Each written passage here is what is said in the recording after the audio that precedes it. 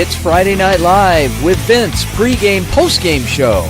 Your destination for top high school football previews and wrap-ups with Vince and his team. Buckle up and hang on for Friday Night Live.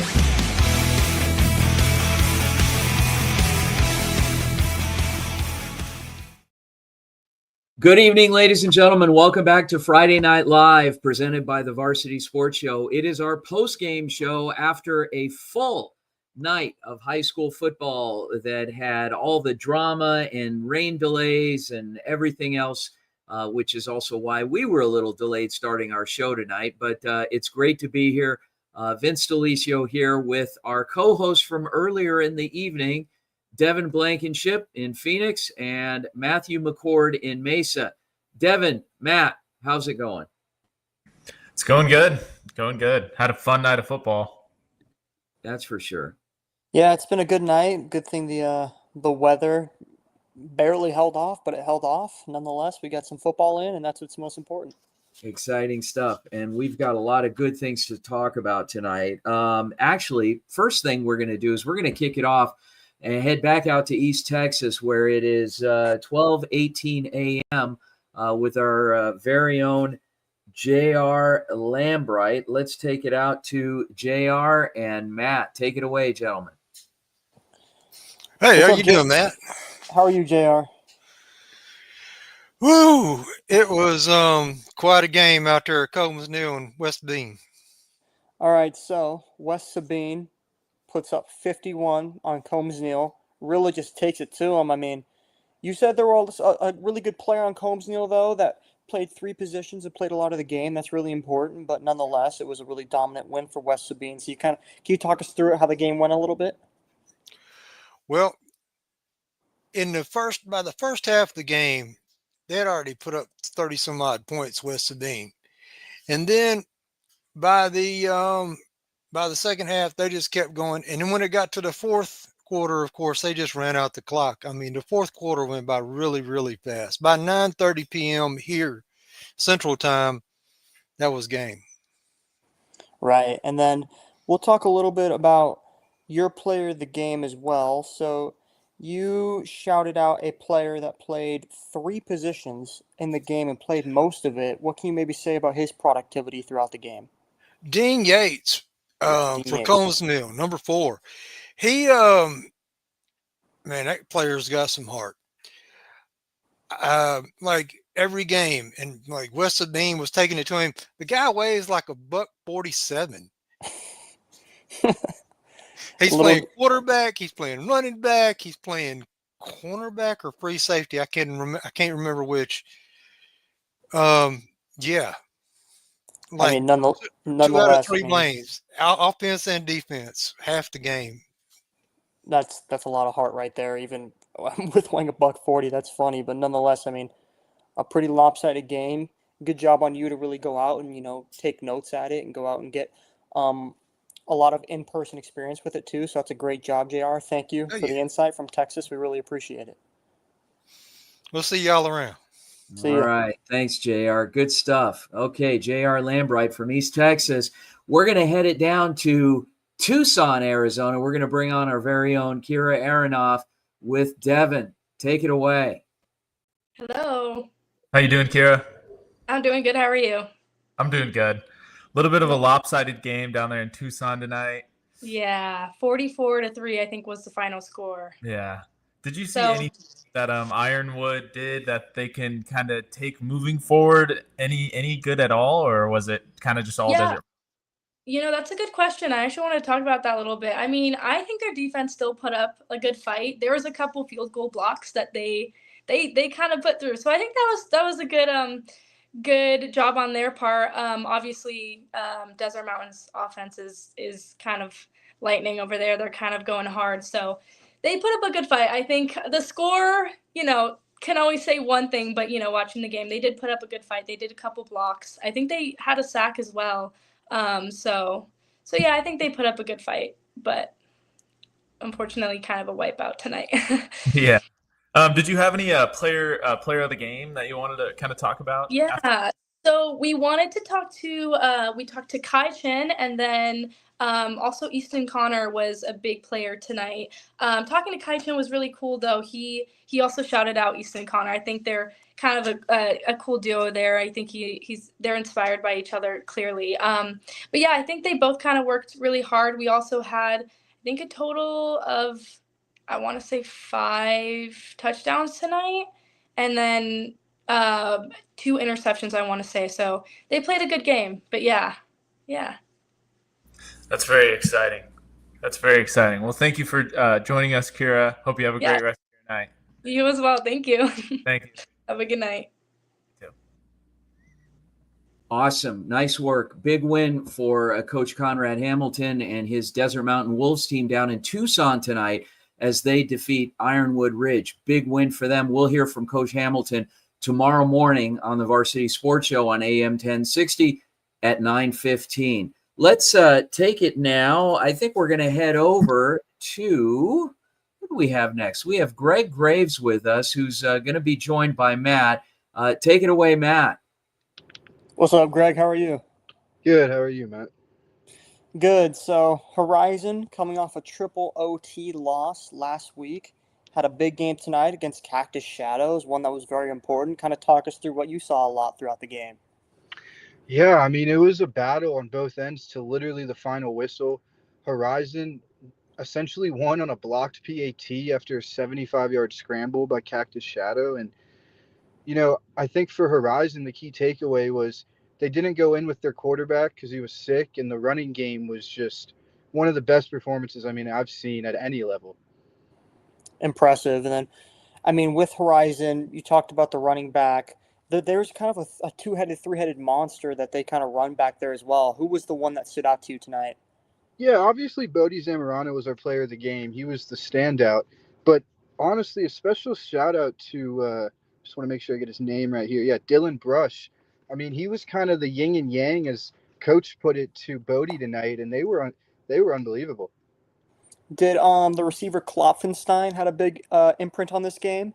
Yeah, Klomp scored 3 touchdowns, but all rushing touchdowns. So as much, and it honestly goes to credit of what Bodie did, because as well as Klopfenstein played, Zamorano still walked away with the player of the game. Awesome. Thank you so much, Greg. Have a good night. We appreciate it so much. Thank you. Great work. And Horizon getting back on track with a real narrow victory, but a victory nonetheless at Cactus Shadows tonight. Nice work there. And let us head on out to Las Vegas and Bishop Gorman High School. We've been covering Bishop Gorman this season, and our very own Nick Anderson is going to be joined with Devin here to talk a little bit about that game. Take it away, Devin. Nick, how you doing? Hey, how's it going, Devin? Going good. I'm always envious because down here in Phoenix, in Las Vegas, you guys have a ton of Division I talent up there in Bishop Gorman. They got a massive, 58-0 win tonight? Yep, huge 58-0 win. They got 16 3-star or better recruits on 247 Sports, and they just dominated both sides of the ball, even on special teams. They scored 21 points within the first 6 minutes. Surprisingly, in second quarter, there were no points scored, which was shocking, but in the end, they ended up pouring just so many points in that second half to put the score up 58-0. Just complete, utter domination on both sides of the ball. Out of those, like you said, 16 3-star or better players, who was your one standout guy tonight? I'm giving it to the 5-star commit to Oregon, Jet Washington. It's one thing when you have 3 interceptions in one game. It's another thing when you take 2 of those back to the house. So he alone completely outscored the Mojave Rattlers tonight. So he put up 12 points on his own. He's spectacular. He stands at 6'5". The guy's a basketball player playing safety, and he's remarkable. He's truly incredible. But it wasn't just him on defense. There were so many other players like Prince Williams and Hayden Stepp who stepped up on that side of the ball. And on offense, you had players like Micah Eugenio, Noah Cole, and Kyan Watson, who were just amazing tonight. They were all just incredible, great team win. As an Oregon Ducks fan, man, I'd love to hear that Jet Washington was balling out. That makes me happy for the future. Bishop Gorman is obviously they're the number 7 ranked team in the country. A massive 58-0 convincing win. Do you think that's going to improve them at all? Maybe get them into the top 5? It's tough because Gorman plays, I would call it an easier schedule heading out. and a lot of the teams ahead of them in the top 6 need to lose. And looking at the live scores, it looked like all those teams secured their wins tonight. So they would need a miracle, especially heading into conference play in the Trinity League when Mater Dei plays St. John's Bosco, when Sierra Canyon has to play those teams. It's going to come down to when those teams are going to have to win or lose, and I think Gorman can jump a couple spots during that time. Yeah, that's awesome, and good luck on the future covering Bishop Gorman. That's very exciting stuff. Thanks for joining us. Hope you have a great night, Nick. Absolutely. Thank you, Devin.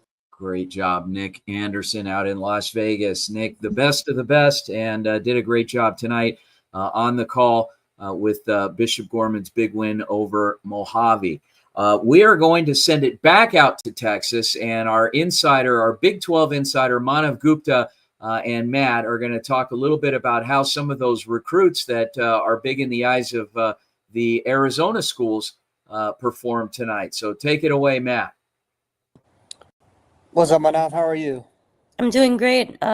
Late night here, but great to be here. Yeah, we talked to you earlier around 8:30 your time in Houston, and now around well after midnight. Yeah. Earlier we talked about some huge recruits that were coming through, maybe the state of Arizona, and also getting a lot of national attention. I mean, what kind of went on throughout the night in Houston? Yeah, so obviously a big, high school night here on Friday as usual. A couple of big players that are on the radar for Arizona State. A couple of running backs and their schools performed really well today. Carde Mack Sr., he's one of the top running backs in Houston this year, class of 2026. He has already committed to Arizona State, and he has performed amazing this season for his Atascocita High School as they win 34-3 today over their rivals in Humboldt and north of Houston. So big win for his team and the future Arizona State Sun Devil. Great running back. He had 40 touchdowns last year. So his team has been doing great up there in North Houston. As far as another running back, we have Landon Williams Callis. He is in the class of 2027, another running back. Third best running back in the country for his 2027 class. He's received offers from both Arizona and Arizona State. He plays for Randall High School, and they won today as well, 25-7 over Texas City. Randall High School, they won their first state championship last year. They were 16-0. So that running back has played a critical role for them, and they win big tonight as well. So overall, a good night for the Arizona State recruits.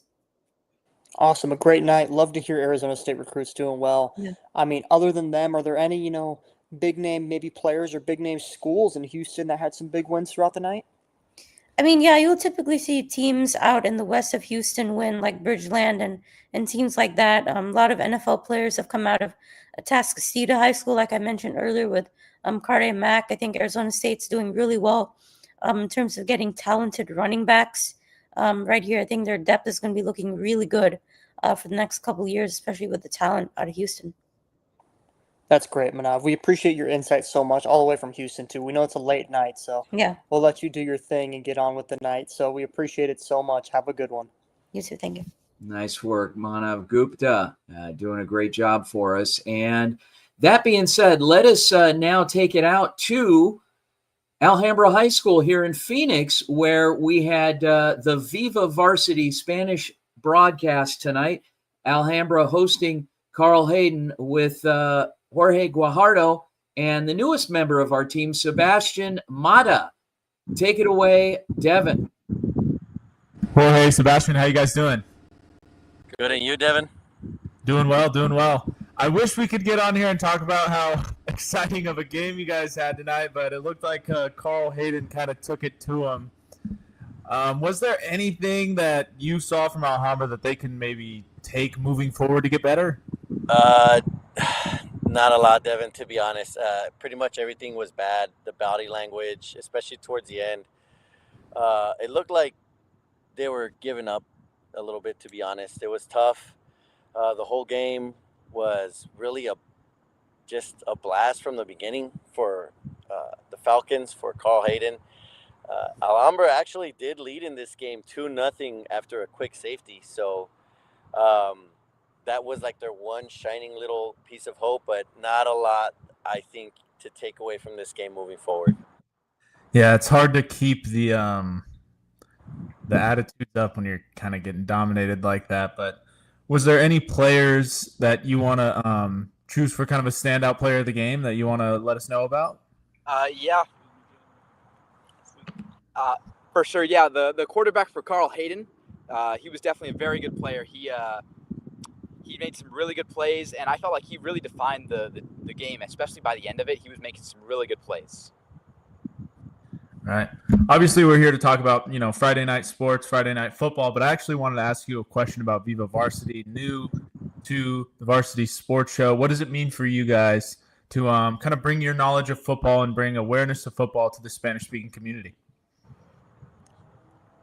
Yeah, I mean, so they're kicking us out of the field, so I'm gonna be real quick about this.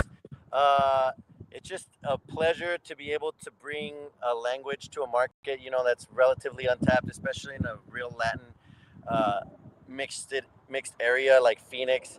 So that's what I'm proud about. I don't know, Sebastian, real quick. Yeah, I'm very proud of the fact that I speak Spanish. I'm very proud that my parents taught me it. I speak it fluently, and I'm very proud of it. So I'm proud that I can deliver this service, a sport that isn't necessarily covered in Spanish very often. I'm proud I can deliver that service to people who might want to learn about it more. That's awesome. Well, Sebastian, Jorge, I know you guys got to kind of bolt out of there, but thank you for your time. I hope you guys have a great night.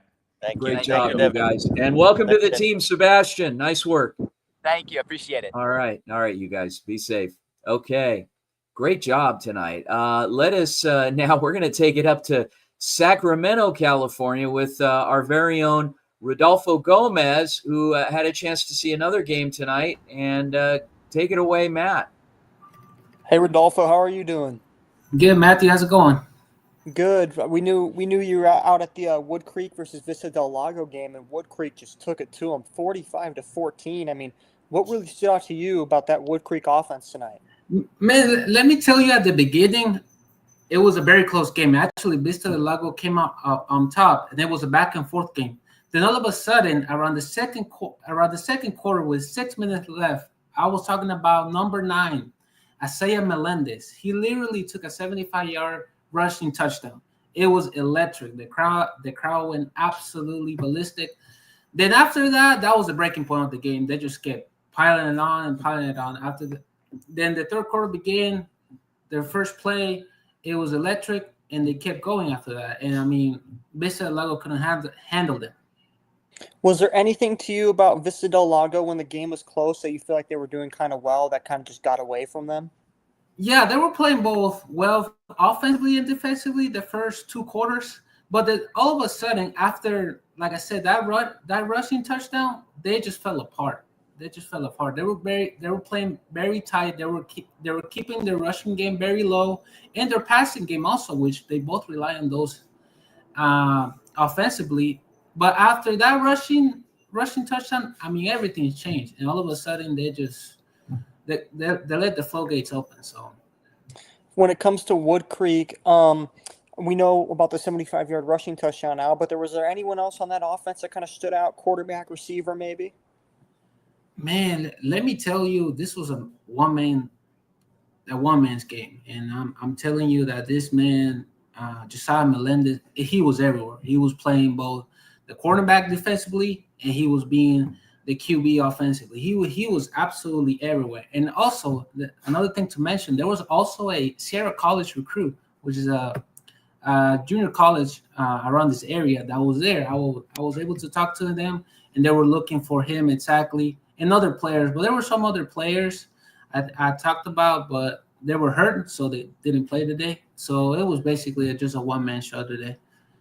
Well, Rodolfo, we're happy you had a good time at the game tonight. I mean, it was a bit of a blowout. At least it was close early, but nonetheless, you did a great job reporting it. We'll let you get on with your night tonight. Have a good one, Rodolfo. All right, Matthew. Thank you. You too. All right, guys. Gone through a few games. We've gone through Texas, Sacramento, Vegas, Phoenix, Tucson. We've been everywhere. We're going to send you to a quick commercial break, and we'll be right back from the Saguaro O'Connor game.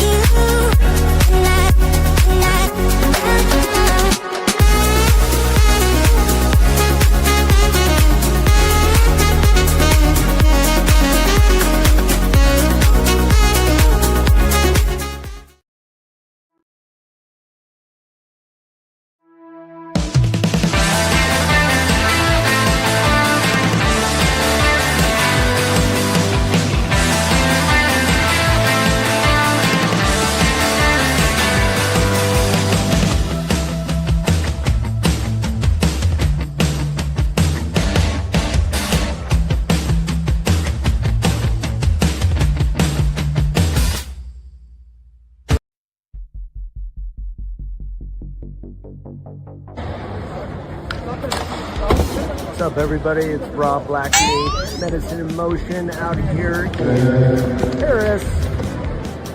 We're here at the Roland Garros.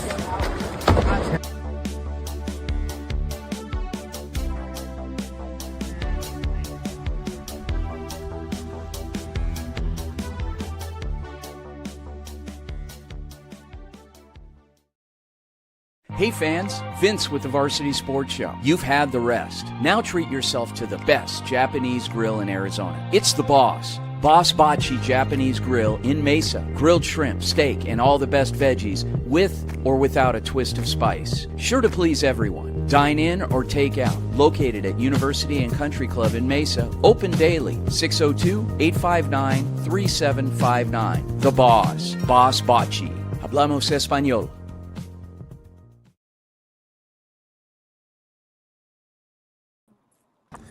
Welcome back to Friday Night Live on Varsity Sports Show. Abigail, you're out for the Saguaro versus Sandra Day O'Connor game. What a game. Oh, you're telling me. And it's starting to rain a little bit, but that's okay. Oh yeah, you're telling me that fourth quarter was crazy. I have no words. I'm ready for your question. I'm ready to answer them. It was the second half was crazy. There's a lot of scoring going on in the second half. Did you notice anything different going on between the two teams, causing them to score more? So like in the first half, it was a back and forth. Like, both of the quarterbacks were going in and out. Number 7 and number 10, Marcel Jones and um, uh, Palin is his last name, and I don't know if the momentum kind of just like died in the second quarter. Like defense was their offense was really well. Our defense just couldn't get to them, and it was really that fumble, that loss of the ball control in the last 5 minutes of the game that really no one could grab a hold of the ball. So then it went farther and farther back, and that's how Sandra Day O'Connor was able to score in the last couple minutes. Right. Was there any players that you wanted to give a shout out to tonight? Anyone that you had as the player of the game? Yes, my player of the game was number 7 quarterback Marcel Jones. He ran in 2 touchdowns and then threw 2 touchdowns, so a total of 4. And he's going to be my player of the game. He is speedy fast when he has the ball, in and out of people. So he was definitely my player of the game and someone you want to watch out for the rest of the season. Shout out, Abby. Awesome. What was the atmosphere like? Obviously, I was watching it on YouTube, the stream. It seemed very intense, but you were there on the sideline. What was the atmosphere like? Yeah, so actually it was alumni night. So a couple teams from past years were here. The stands was crazy. It was actually homecoming game as well. They had the royalty on the field. It was electric in the beginning, died out in the middle as usual, and then you just heard the stands roaring during that fourth quarter. That's so exciting. Well, thank you for joining us, Abigail. I hope you have a great rest of your night. Thank you so much. You guys have a great one. All right. Thanks, Abigail. Nice work. And as we transition, we're going to go to the other side of town and bring on Ethan Troll, who was out at a game that I was at least I was there for the first half, and that was out in Buckeye at Yonker. It got some nice steady rain there. Hopefully you guys made it through okay. So, Ethan, good to see you. Yeah, it's good to see you guys too. And yeah, we made it through the rain. It stopped all throughout the second half, so we got lucky there. Nonetheless, how are you doing, Ethan? You have a good night? It was a very fun night. It was a very entertaining first half, and then the second half, I wish it could have gone a little bit better for both sides, but for Buckeye, for the Hawks, they literally ran away with it. It was close game at the end of the first half, 14-14. Both starting quarterbacks in Jeremiah Garcia for the Yonkers, and I believe it was Mackay Sharper, yes. And the MVPs for both of their offenses tonight were the quarterback's legs. They ran constantly, and they each scored a rushing touchdown, with Garcia scoring 2, and the only 2 of the game But when it came to the second half, Buckeye just went back to what's been working for them this season, and that's been consistently running the ball, and that's how they were able to get away with the game. Awesome. So we talked about the quarterback's legs and stuff like that, but in the second half, it looks like Buckeye started to really, pull away from Yunker. What was it maybe about that Buckeye defense that stood out to you in the second half? Honestly, it was the pass rush. They didn't send. It's crazy because last season they were known for sending 6-7-man blitzes on almost every play. And now they've gone into more of a 4-man, 5-man rush here and there. And it's working. It worked for them tonight. They beat both tackles off the line, and Garcia, poor guy, he was running for his life throughout the rest of the second half, and he tried to make something out of nothing on almost every play. So you got to give credit to that front four for the Hawks, man. They were coming in for the prey. All right, well, Ethan, we appreciate you going all the way out there, all the way out west to go cover this game. I mean, a great game, another win for Buckeye, a huge one in that rivalry. We appreciate you so much. Have a good night, brother. Of course, you Thanks. guys. You too. Have a good night. Nice work. Okay. And with that, we are going to head back a little east, but still kind of west to Goldwater High School, where they hosted the McClintock Chargers and our very own Jasmine Dickmans with Devin. Take it away, Devin. Jasmine, how you doing? Good. How are you guys? We're doing good. Tell us a little bit about the game tonight. Way out It was so exciting. I mean, it was a homecoming game for Goldwater as well, so the stands were packed. I've overheard that the band kids were with more than 180 kids. It was insane. Yeah, they had a lot of support there. But the Chargers did get away with the win 22-16. But it was so exciting. It was back and forth, and it was a really good game to see. Yeah, me and my co-commentator, we were talking like it would be really nice to see in overtime just to see them play more because it was so exciting. Yeah, that's awesome. Was there any standout players of the game that you wanted to shout out?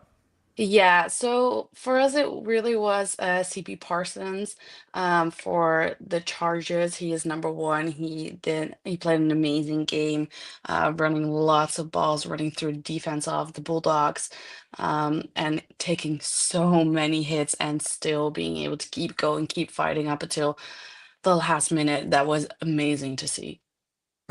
That's awesome. How was the weather out there? I know downtown we didn't get as much rain, but some people were saying they got some steady rain. There was some delays. Yeah, it was pretty okay for us in the beginning. It was very windy. We also saw that having an effect on the game as well with the ball rolling off for kickoff multiple times, but even in the line of scrimmage, sometimes the ball would just roll away because of the heavy wind. At halftime break, we did have heavy rain, which made the field slippery, and we also saw that back in the plays as more players started to slip on the field. But luckily for them, no heavy rain during the actual game. Well, it sounded like you got a great game and some great football weather. I hope you have a good night. Thank you, Jasmine. Thank you, guys. Awesome. All right, good stuff with McClintock, the visiting team, coming away with a win over Goldwater tonight, 22-16. And our final guest of the evening, we're going to send it back out to Las Vegas, where we had a chance to cover the Centennial Bulldogs of Vegas, hosting Palo Verde with our very own Marla Mundo from UNLV. Marla. Hi, guys. How you doing? What are you up to, Marla? Was it a good night out there at the game? Looked like a great game. It was a great game. We had this really long rain delay, which is where I'm at. I'm in our shelter. I'm in the press box. We had this. It was like hour and 45-minute rain delay. It was a lot of lightning here, but it was really such a nice game. It was really close, and Palo Verde almost came back down 2 possessions to win the game, but ultimately came short. What kind of influence that Palo Verde comeback? What was it with their passing game? Their defense got going. What was it? There was a lot of penalties, but they had their emergency quarterback in, wide receiver Jake Gutara in at quarterback, and he was able to make some amazing throws. He had one amazing throw to Gardenier where he caught it right as he was going out of bounds on the sideline, defender in his face. Really, that pushed that 2-minute drill back, but they fell short in that 2-point conversion. Centennial's defense was just too much to handle. Was there anybody on the Centennial team that stood out to you, or Palo Verde, that you'd like to shout out? Yeah, so Brogdon Church, 3 touchdowns. It's not Sunday, but it was church every day. He had 3 different touchdowns. He had over 10 yards almost per carry. It seemed like he was really just everything for Centennial, everything they would want in a running back. Awesome. So, how was the weather for you guys? Was it good weather, good football weather? Not really. It was a rain delay. We saw a couple mix-ups. A lot of balls went right through their hands, slipped out of their hands because it was just raining. But the rain died down, and we were able to get a pretty good game. All right, that's what's important. We got some football play. Great job out there in Vegas, Marlo. We appreciate it. We'll let you have a good night now. You too. Bye, guys.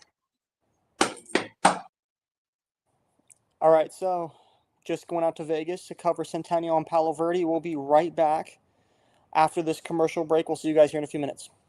Hey guys, Vince here to talk about Angel Dentistry. It's where my wife and I have gone for over 10 years, and we trust them with our routine and extensive dental care because they care. Dr. Amber Angel is an Arizona native, born in the town of Miami, and has been practicing in the Valley over 20 years. For general to comprehensive dental services, call 602-788-2008. Located off of Cave Creek Road just north of the 101 in North Phoenix. Angel Dentistry, proud supporters of our young people and proud partners of the Varsity Sports Show.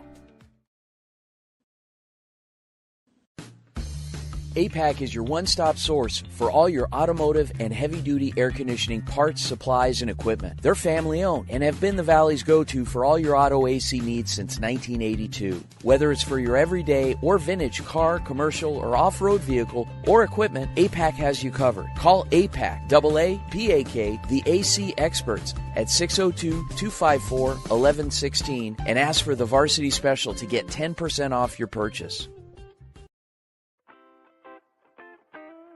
The Angry Crab Shack in Tempe, with an experience so good it remains indescribable, with something for every seafood lover. Try one of their amazing custom seafood boils, sandwiches, appetizers, and salads. Angry Crab Shack Tempe is located east of I-10 on Warner Road, 480-674-3847. The Angry Crab Shack in Tempe. Come ready to eat.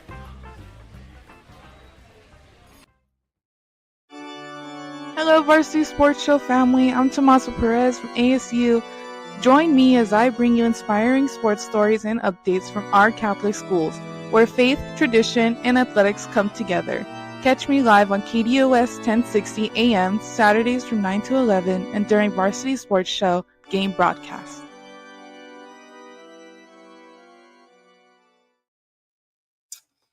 And welcome back to Friday Night Live post-game show. My name is Vince Delicio, joined once again with Devin Blankenship and Matthew McCord. Okay, guys, big night.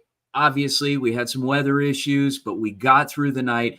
Did you guys end up with any favorites tonight of some big games? I want to mention Saguaro, alumni night, homecoming night, and you lose on a walk-off field goal to 1-5 O'Connor. It's a bit of a one that hurts a little bit, but nonetheless, time to regroup, get back to work, and go out and win the next one if you're Saguaro. That's what's most important. Yeah, that's a gut-wrenching loss for Saguaro. I want to pick that one. That was my favorite, obviously. I stole it. When you see a walk-off field goal, that's awesome. But the Horizon and Cactus Shadows game was also spectacular. Cactus Shadows somehow, scoring with 2 minutes left, I think, on a 75-yard broken scramble, and then a blocked field goal from Horizon to win the game, secure the win 24-23. It was crazy.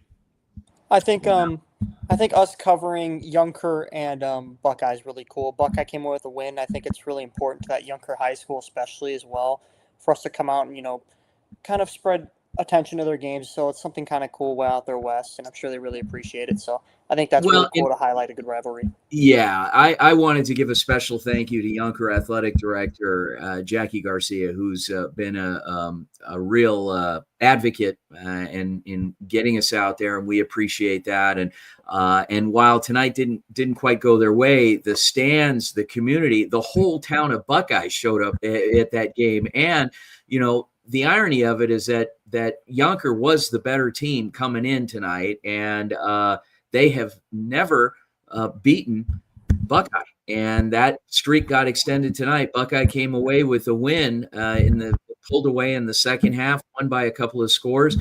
But Yonker is going to make some noise come postseason. They are that good. Tonight was not their night, unfortunately.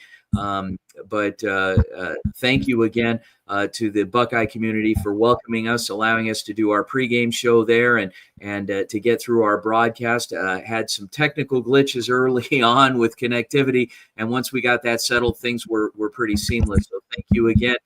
On behalf of all of our field correspondents tonight, from Tucson, from Phoenix, all over Metro Phoenix, from Las Vegas, Nevada, and from our very own co-broadcast team tonight, Devin Blankenship from Phoenix, Arizona, and Matthew McCord in Mesa, Arizona.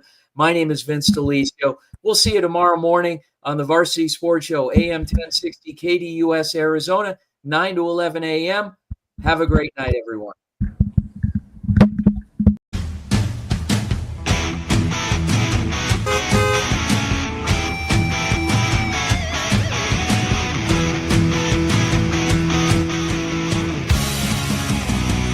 It's Friday Night Live with Vince, pregame, postgame show. Your destination for top high school football previews and wrap-ups with Vince and his team. Buckle up and hang on for Friday Night Live.